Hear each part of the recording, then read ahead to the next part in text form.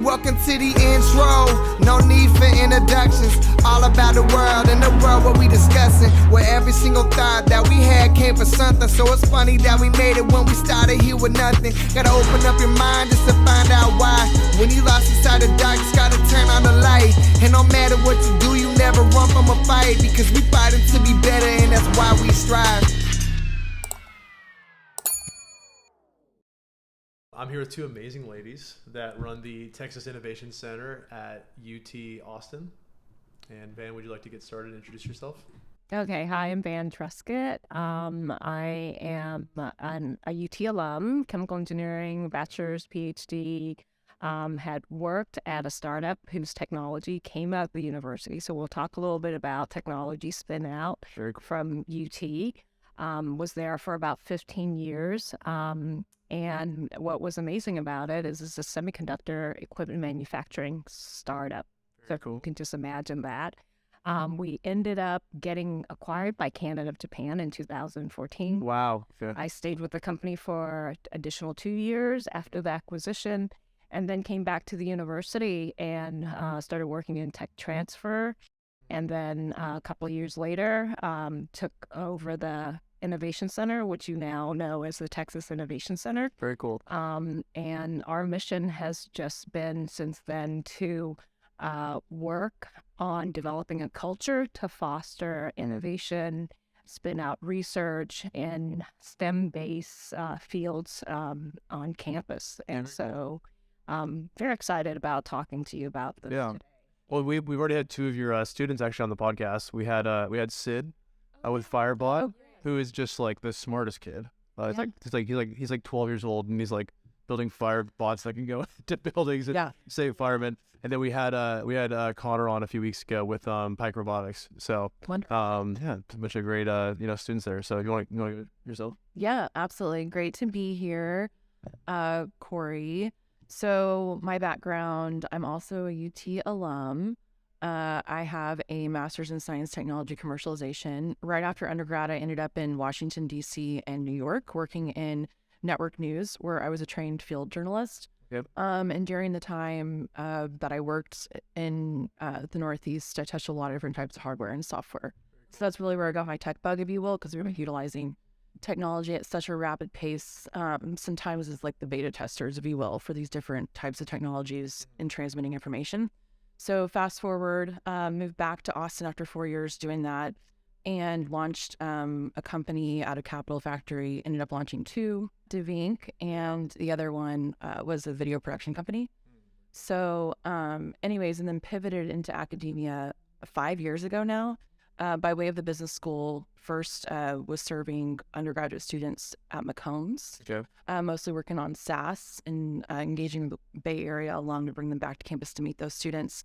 Went over to the College of Natural Sciences, where I started working more closely with Van and the new venture tech commercialization side of the house for the university. And so was brought onto her team in January 2020 when we relaunched and rebranded the TxIC Innovation Center. Very cool. Very cool. Wait, so was there a thing going on before Innovation Center that you said you kind of, I don't know what you just said actually, but maybe you morphed it into what you have now, or what, like you guys just started from the ground up? We pretty much started from the ground up. Okay. There was infrastructure for an innovation center on campus, and so we came in and essentially started building programs around it. And the center, what was a center before that they were trying to get started, was very much focused only on the engineering school. Gotcha. Okay. And so when we came in and took over the center, we wanted to open it up to all disciplines across campus. Yeah, gotcha. And so we brought in the College of Natural Science as a stakeholder, as well as our unit called Discovery to Impact, which very much is at the institutional level, focusing on technology transfer and industry agreements and so on. And protecting intellectual property on campus. And so we work not just with engineering, natural science, but also with the medical school, the School of Geosciences, liberal arts. And so really anyone who's got research or intellectual property on campus, mainly faculty and grad students, and some undergraduate researchers, we're here to help them figure out a pathway to spin out a company. So cool. And then when you guys started, was there another school that was already doing this where you could just kind of be like, oh, let's do that? Or did you kind of just make this up as you're like, oh, this should involve this program and then we should put it in this building? Like, was there a blueprint, I guess, or was it? No, We've built it. we built it, and this is an entrepreneurial effort, and so you listen to your customers, Yeah, and for sure. customers, and what's driving You had the MVP, market. like Exactly, and so it's all based on what the demands are on campus. Yeah, to tailor towards our customers or clients. Yeah. Yeah. And so you guys are 5 years in right now, you said, with the Innovation Center? No, I've just been on campus for 5 years. Oh, We gotcha, are. okay. We launched in January 2020, so we're. Oh, 2 it's years. very. Oh, I didn't realize it was that new. Oh, so cool. 2 years. Wow, okay. yeah. 2 years. How would you compare like that first? Do you guys go on a quarter or a semester, or are you kind of like how is there cohorts? Like if I'm a startup at UT, like how long am I in the program for? Whoa, good question. So we're not like a mass challenge where you're bringing in like cohorts at a time. Literally, when you start with us, we're with you from the beginning of ideation all the way to we have companies that are in their B and A series raise. And the reason why we stick with you is you're an alum. Yeah. You've got IP with UT. And there's research that's coming out of this, and so there's this long pipeline of continued innovation that comes back to the university. Sure. Because our founders, once they leave, they're still in contact with the faculty and the research endeavor, and so it's you really have this full circle. Especially if they're doing well, you're like, hey, come on, guys, let's stick Yeah. together, Yeah. Yeah. Absolutely. That's really, Series B, they- that's really cool. Yeah. Yeah, and they come back and they mentor the Of course, yeah. the new founders that are coming up and through the pipeline. So Yeah, it- that's what's really unique. Just to add to that is the community Mhm, that yeah, we for are sure. building and continue to build UT, of deep tech, deep tech founders. Yeah. And what's special about the methodology that Van and I follow is like, one, we're both startup founders ourselves. We've both been in the trenches, if you will, and understand like the mentality of what it takes to run a company. But we serve as a venture studio. Yeah. And so, I mean, like she was saying, from the moment that they're ideating in a lab all the way through pitch deck iterations, market analysis, forecasting financials. I mean, she spends hours sometimes with our companies on forecasting financials, all the way through that Series B raise. And so no one else is doing this around the country, from what I understand. Yeah. Very And we're the only ones on campus that are focusing on frontier tech. Yep. Oh, cool. And so, people call it tough tech, deep tech, but it is really frontier. I like frontier tech. I've actually never heard that before. I mean, I feel like I have, but now I'm like listening. Well, you're going to hear it more. That's Yeah, Bring your first. a lot more. And, the reason why Ashley and I are in love with our roles is essentially the eventual and the current impact that all of this university research and technology is spinning out. And Yeah. we're talking about decades to come in terms of Oh, for sure. ripples that you see. And it's a wonderful thing. No, I mean, even the companies that I mentioned, like Sid's literally, I mean, I think he's 18 or 19 now, and he's building a robot that can help firemen save their lives, So, what are some of the, like, I mean, I don't want you guys to like compare companies, but like, what are some of either the coolest or the most innovative companies that you guys have had come out of the program? I mean, we have so many right now that we're currently working on. So you said you talked to Pike Robotics already, which is exciting. We have, on our portfolio, I would say right now, a silicon photonics company that we're spending a lot of time with. What, sorry? Silicon photonics company. That's already impressive. I don't know what that Yeah. still. I think, Okay. Van did an office hour with them for 2 hours the other day. But they're called La Luce Crystallina. You want to dive into a little bit of So La Luce Crystallina Okay. translated means crystalline light. And what they're doing is they are a company that's providing an optical material on a silicon wafer. And the idea behind it is that it's going to literally unlock the way we do data transfer with light on microchips and processors. So right now, like our microchips are very heavily based on like metals, in Okay. particular like copper. Copper. And so there is a limit to which electrons can flow around.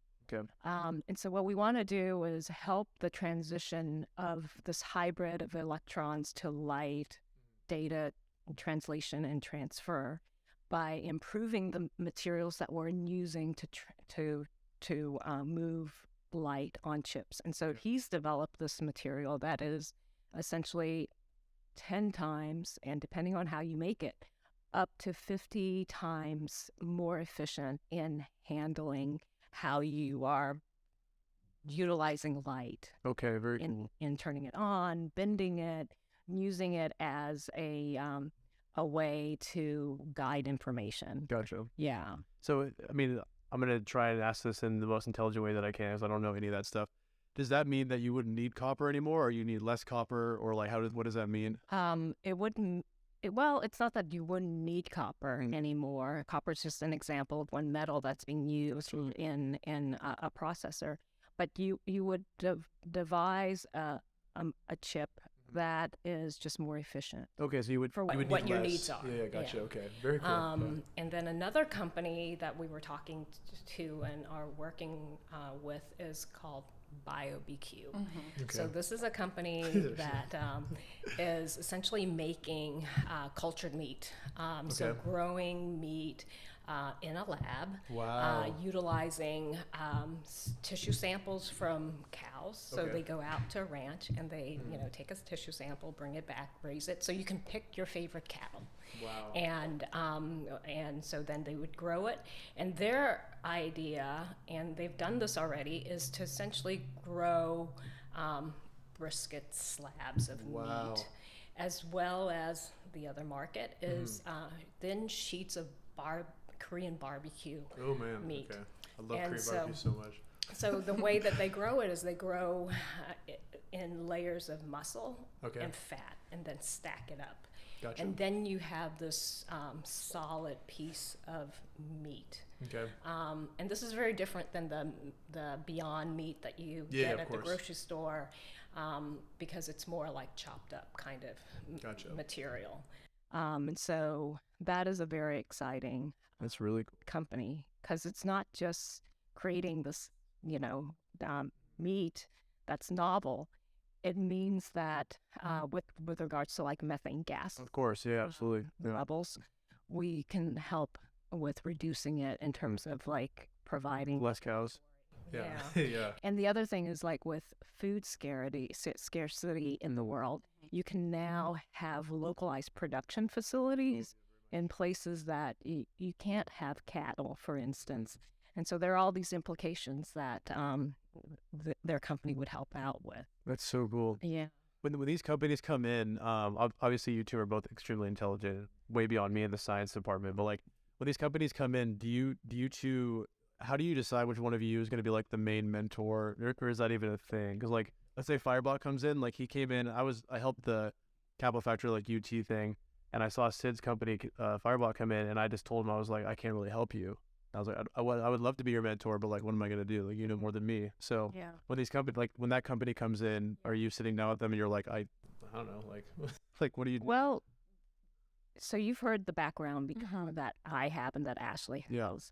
And the way we think and feel about it is that we fill each other's gaps in an amazing way. Yeah, absolutely. And so we're really working together and seeing the company from different angles. It's not just the technical side. I mean, Of course. startup is so much more than just their technology. There's, the technology is about, I want to say 20-ish%. And then the rest is about the logistics of actually getting this to market and the operations, the branding, the marketing. And so I think, I don't think we could accomplish what we're doing at the rate that we're doing if we're not combining our forces. Yeah. Absolutely. Yeah, I mean, so we operate like a startup team ourselves. As you know, we mentioned, like Van and I come from startup world, so we move at a specific pace. But when we sit down with our companies, we start with a deep dive, so we can understand exactly what the lab's working on, what they're passionate about, but also the technology that they're bringing forward.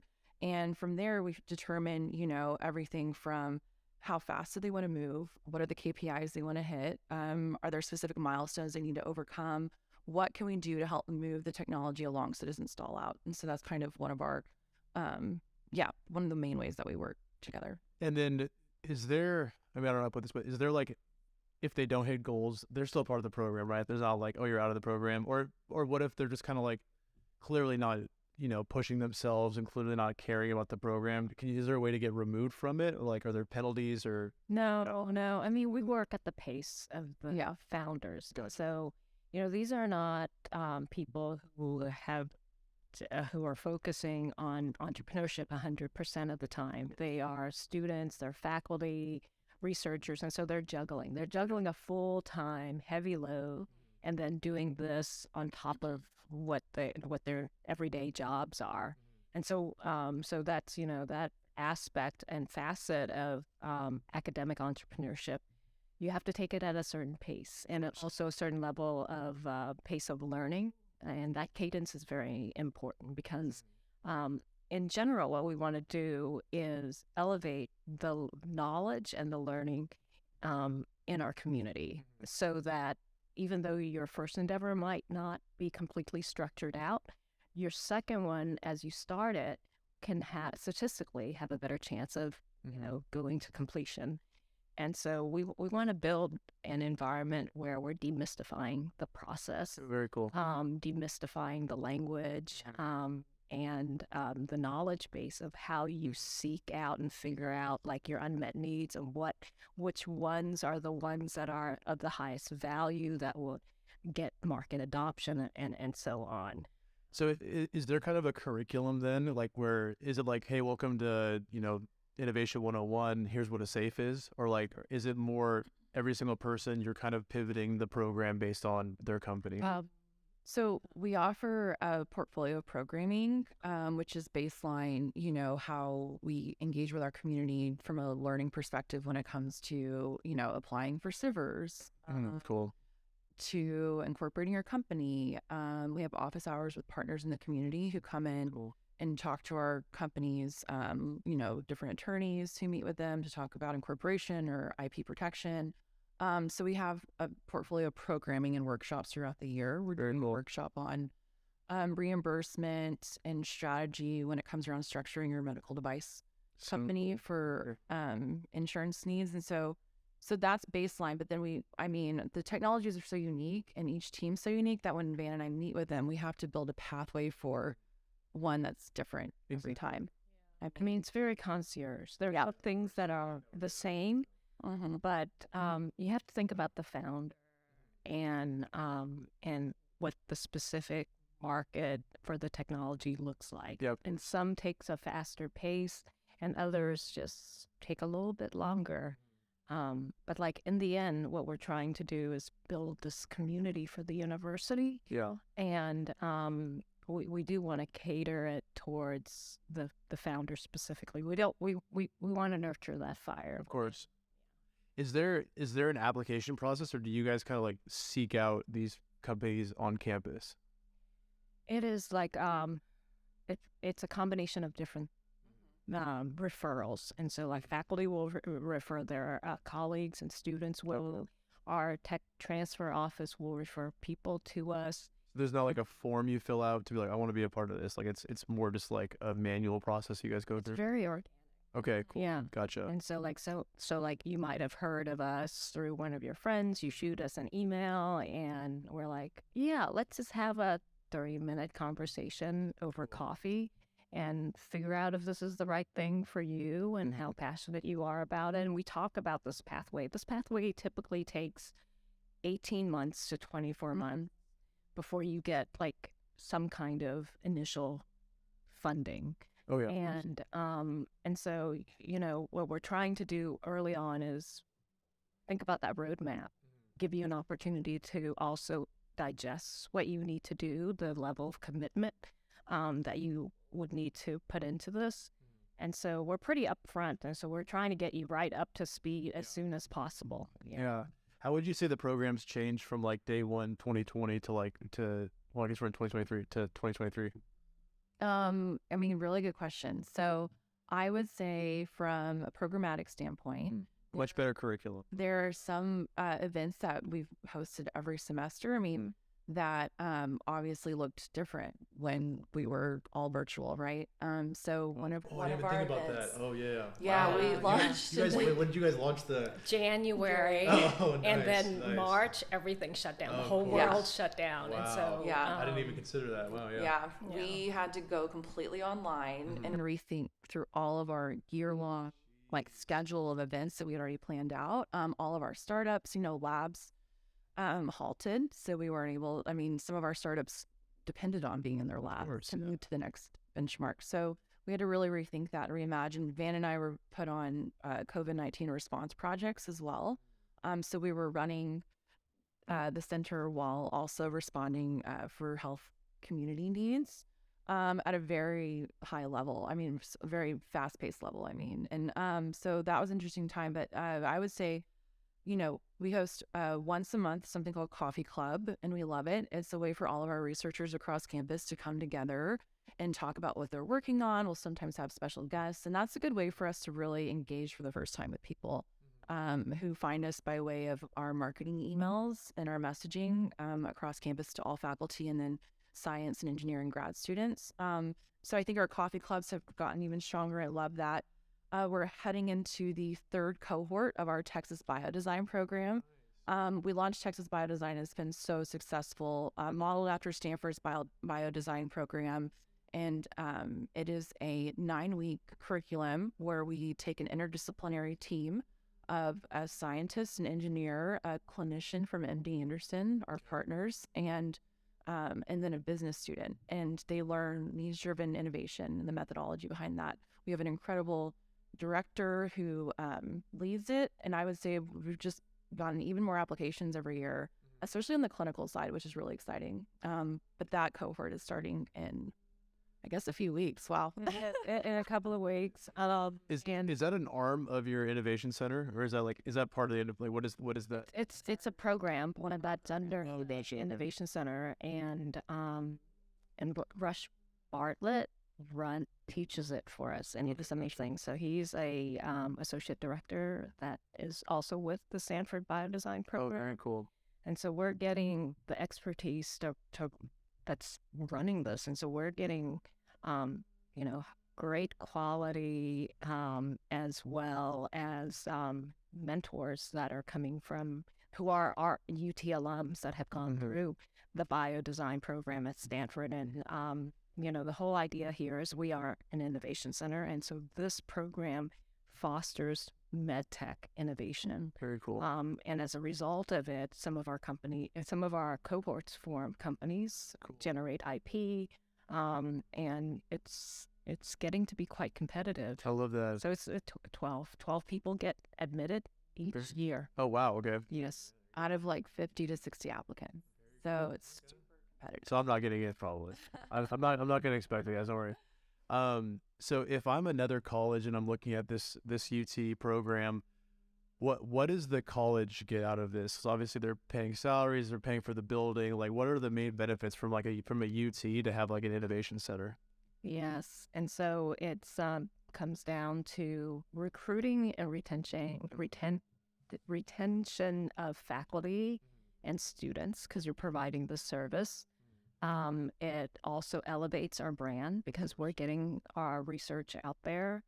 And then, we, as a state institution, we are driving economic development, generating companies that generate jobs. And I think that is an incredible thing to contribute to the state. Of course. I think it's really cool what you guys are doing. What does your team look like? Is it just you two? Is like run the whole thing, or? We have students. We have innovation fellows who will help us run the front desk because we are a co-working space. Oh, I didn't know that. So you can come visit anytime on campus or in the I would love engineering to. building. And so we have, 3 conference rooms, 3 different areas within the co-working space to book out. And so we do have a front desk that we have students who help man that, and then they work on special projects with us as well. Well, but you two have, I wrote this down a few months ago, maybe it's changed. You guys have over 40 startups in the portfolio, right? Now it's like 60 plus 40 active. I would say, how many active? We have 30 active, and we have an additional 12 that we're incubating, which means like they haven't incorporated yet, but in this coming year, Okay. we will get there. And so, and then over the last 2 years, we have engaged with over 60 companies, and some of them don't stay in our portfolio. They're just depending on the need and how much they want branding. Yeah. And so we touch a lot of companies. Well, so how did the two of you, I guess my question is like, how did the two of you manage 40 to 60 relationships with companies? Like, is it like once a month you do a follow-up call? Like, how does that work? Yeah, and it comes back to what the founders' needs are. And so we have companies that we meet with every 2 weeks. We have companies that we meet with once every quarter, and then others are as needed. And so we're trying to keep these companies thriving, and so it can range. The ones that we're meeting once a quarter or as needed, there we're helping with making connections for later stage funding or potential customers. Gotcha. Okay. And what happens if one of these companies has an exit? Do you guys have equity? Do you have like preferred shares? Like, how does that process? Like, is it UT? Is it U2? Like, how does that process work? So, so these are companies that are based on intellectual property coming out of the university. So they had a license with the university. Gotcha. And there are vehicles within the licensing agreement that allows for revenue to come back to the university. Gotcha. Then is utilized to, fund more research. Of course, yeah. And provide services. Very cool. So I was just thinking, I was like, what if Firebot sells for like $2 billion? Are you guys like, that's cool, good job? Like, are you guys like, okay, now the university gets some funds back? And well, what we also hope is that with all this goodwill that we're building, that there be some philanthropic giving too. of course, very cool. Yeah. Well, I mean, hopefully he sells for a couple billion. I don't know. I keep bringing him up because we just interviewed him, but He's great. He really is a great kid. His team is great. Yeah, he's so much smarter than me. He's so much younger. What are some of the current companies you guys are working with right now that you're excited about for this current cohort? Let's see. So we have a company, so a few of our grad teams, I'll talk to some of our grad student teams. So we have a company out of mechanical engineering, 2 brothers, PhDs, and one was a D1 golfer. They're both golfers, but one played D1, and they have created and manufacturing a 3D printed golf shafts. And so with these golf shafts, you can have a unique design to it. The weight is different, can be completely, weighted to your swing and your needs. And they're doing really well. I mean, I would say they've won a few pitch competitions. They're out testing their prototype right now. So if anyone wants to test Very cool. these golf clubs, and they're called SNAR 3D. So it's the SNAR brothers, and I absolutely love that team. We have another team who was actually born out of our biodesign program, who's working on a post-operative surgical patch that can monitor and sense pH and balance as you're healing, and also temperature, and feeds that information through sensors back to the clinician on site at the hospital so that you can monitor post-operative care. And right now they're doing a beachhead with MD Anderson on that prototype. So cool. And how does your day-to-day work? Like, are you like the business side, you're the sciencey side, or you guys combine everything? Like, what's a normal day for both of you, I guess? We're so different all As the time. It's not a normal day. I think we're on the go constantly. Yeah. It's we do handoffs really seamlessly. Very cool. Two of us. Cool. Yeah, and so there's not a normal day, but that's what makes it so exciting, Of course. Yeah. gratifying. I think we've got the best job in the world. Yeah. I would say any day we're running between startup meetings to Dr. Truskett has to report to a lot of different stakeholders across campus. So sometimes she's in leadership meetings while I'm maybe working on a pitch deck.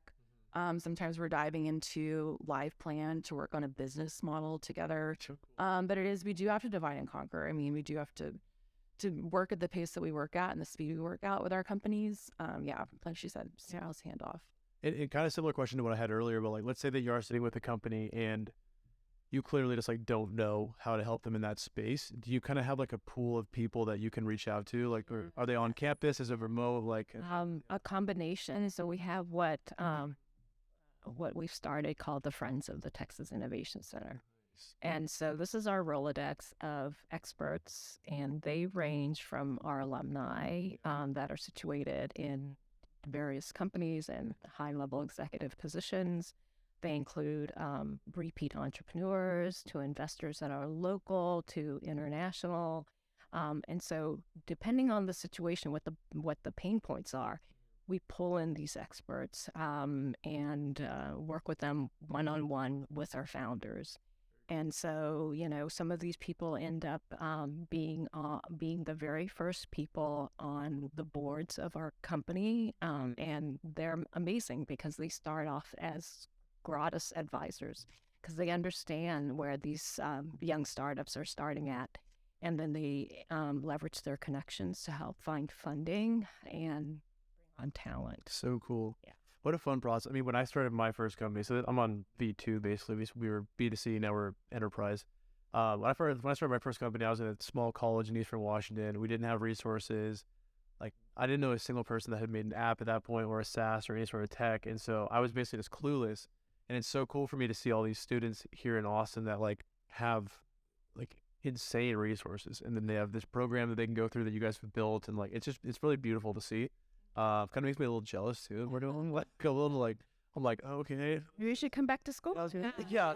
Can I do my master's? What I know it's definitely frontier tech. So you guys don't have like like a SaaS company or something like that. It's mainly like going to be, robotics and kind of like that. No, there's software in our portfolio, BI, ML. Yeah, we have a company that's coming out of our Launch Texas program, and this is a program that we kicked off this semester. Okay. The idea behind it is to it's a program for master's and PhD students. Okay. But the idea is to take our very technical engineer and build a better kind of a Renaissance engineer that understands entrepreneurship and cool. business aspects and be able to draw into the business world what they've learned on the technical side. And so this Launch Texas program is focused on essentially developing an ecosystem for space and aero technologies. Very cool. And so we have a company called Locust Lock that came out of this company. And Haley is doing wonderful. And what she's developing is a global navigation satellite system. So it's a hardware board that has several antennas on it that allows you to communicate with various constellation systems. So like GPS is one of them. That's for the United States. And her board enables what's called a software-defined software package that allows the end user now to do upgrades and customization. And this is a brand new way of approaching this industry where previously you buy a board, the software is burned onto it, you get what you get, you can't make any modifications. Gotcha. So that's a company that's very software driven. And being able to provide data and algorithms, and then the hardware is just this amazing sensor. Very interesting. And when these companies are fundraising, are they like, obviously you guys are kind of going over the pitch decks with them and all that. How does that process work? Are they going into pitch investors that you've introduced them to, or are they kind of on their own with that? If they're struggling, they're like, let me call Ashley really quick. Like how does it work? So we work hard to de-risk the technology with the founders through going after non-dilutive funding A first. bunch of sibbers and all that. And really trying to walk them through. I mean, we do have founders who show up at our door and they've raised already $15 million and not even incorporated a company yet. But that's just one example. But we do try to go through that route of non-dilutive funding. So through sibbers, we work actively on the proposals with them. Because, it is important also from a research standpoint for them to be utilizing government agencies and feedback and And so we do that, and we'll do pitch competitions if it's a grad student team as well. So that type of non-dilutive funding. So Where then we you give give them. the funding in the pitch competition, or what do you mean? We coach them. Oh, give gotcha. them So like You Rice find Business one. Plan Yeah. is like a big Gotcha. pitch competition that we try to get them involved in. And, Yeah. Very cool. we also have at the center through, our gracious donors and philanthropic giving, innovation grants for faculty and our students, which really help them get going, build the prototypes, and so on. is that hard to choose? Because you guys still have so many cool companies. Or how do you go like, this is the one that gets the 50K or 10K or whatever? There's a process. It's an application. Oh, okay. Yeah, there's an okay. application Yeah. and there's a review Yeah. process. And Gotcha. so, Yeah. yeah. So they could technically every single company get one, or is there a certain amount you have to give out? Well, we have a certain limit that we can spend each register, and we're constantly fundraising. So You're that constantly pushing the yeah, the- so that we Yeah. can have more funding because there's Yeah. so many impactful companies Oh, for and sure. founders that we want to move forward. Yep. Yeah. And I was just say those grants look like $25,000 Cool. innovation grants that we give out every semester. But to add on to, you said like our roadmap for how we fundraise with them. So after non-dilutive afters, we're actively still though, meeting with investors and getting feedback early on. A lot of the investors we work with like to, see early stage research. And so they like to be with them from the ground floor. And so we're actively, but then maybe, like 2 years when they actually do, 2 years later when they actually do raise the seed round, the investor knows the company and the team and the technology, and they've already been warmed up. Oh, for sure. Yeah. I love that. I know you two have busy schedules today, so I'm gonna ask kind of some wrap up questions. What's the end goal for the innovation center? I mean, maybe there's not an end goal, but like where would you like to be in 5 years, like with the center? Yeah, love to have the center be nationally recognized and UT recognized as a hub for launching I love that. companies. Love that. And when I say impactful companies, we'd like to have unicorns, Of course. and just companies thriving in general, because it says a lot about the caliber of research that our institutions at. Yeah. And so, yeah. So And we want to grow the center Yeah. itself. We want to bring more staff in to help us be able to support more companies and accelerate what we're doing. I think what you guys are doing is so cool. I love it. Yeah. I started slowly hearing about it, and I was like, it's such an awesome program. So Yeah, you'll hear the words deep tech and frontier tech more and more. yes, I love it. Anything people watching can do to help? Just I guess believe in the technologies that are coming out right now in Austin that are more focused in this hard tech realm. For any fundraisers or I guess funding capital type of people, Austin needs you to be here and analyzing these types of portfolios. Yeah. And I would say, don't be afraid to invest in frontier tech. Yep. Love it. Take the risk, see the vision, Yep. go for it, and come talk to us. Talk to us. course. Come find us. Yeah. Of course, We're yeah. here. We'll, We're we'll, ready. we'll put links in the podcast, but yeah, I think I love Austin so much. Such a cool city for innovation and tech, and I think you guys are kind of at the epicenter, so it's pretty cool to watch. So thanks for coming on the podcast. Thank It's so you. fun. I'll let Thanks you guys for get to having your us. busy day. Thanks for having us. Of course, pleasure. Come visit us. I would love to. I'd love to. Yeah, come say hi. I wanted to thank you for watching this entire episode of Why We Strive. Be sure you head to whywestrive.com and subscribe so every Tuesday you can see incredible interviews with some of the best tech founders, investors, and creatives in the industry. Have an amazing day, and don't forget to keep striving.